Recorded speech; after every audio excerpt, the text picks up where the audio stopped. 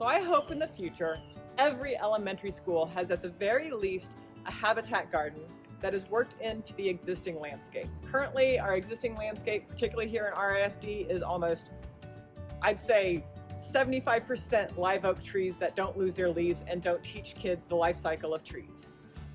We have holly bushes that are evergreen. Most of our landscaping here is evergreen. They don't see deciduous plants. They don't see life cycles of flowers. They don't see habitat, nectar plants and host plants with caterpillars and that kind of stuff.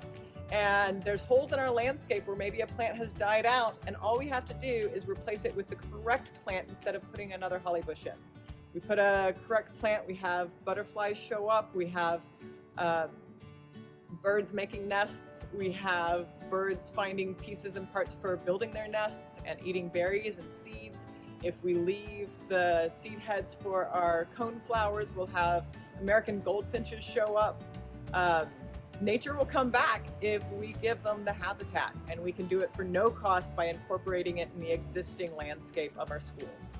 My hope for the future as it pertains to school gardens is that I really hope that every school has a school garden and that all kids get to experience the joy of learning outside, and they can take that joy and they can teach it to their families, and that we can really grow this movement of healthy food and love of our planet. Freddys Farm is that we continue to grow, that our school and PTA continue to see the benefit in a school garden, and that we get to a point where we can share our harvest with our kids. So my hope for community gardens in the area, particularly in Fort Worth, because I like to be involved all around Fort Worth in totally different schools, different communities, that kind of thing, is to show it doesn't have to be super fancy, it doesn't have to be super designed, and it doesn't have to take a ton of money to do it.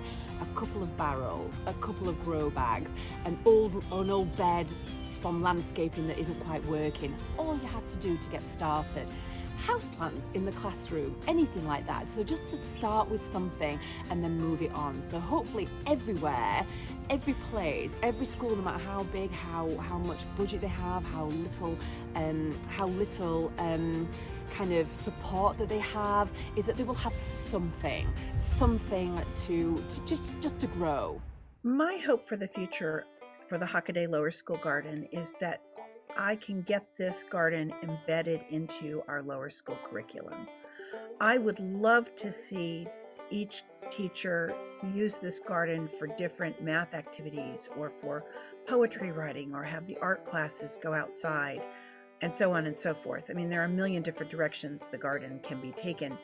And getting people to realize that coming to the garden and using the garden doesn't mean you are gardening. You're not digging, you're not watering, you're not moving compost. It's not that. It's getting out in nature. It's utilizing what we have growing in a way that fits your particular curricular goal.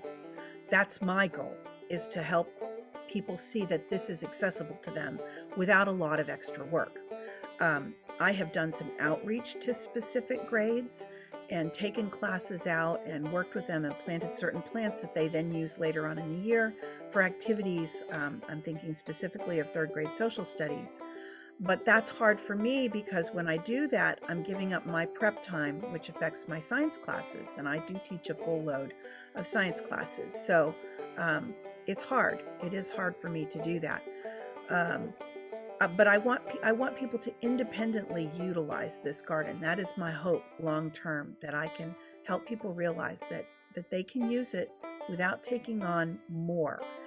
This might be creative thinking about what they teach already and how they teach it. So that is my long-term goal for sustainability, because if it's just science, I don't think it's going to last. So how I see the community being able to benefit is only if these students are able to benefit, but the faculty and the staff at these schools are able to benefit too. Why are we continuing to bypass the people at work here as if they're not the working poor, to go and jump into a community that really doesn't understand yet, when the teachers and the faculty and the staff are the gateway to the community in the first place?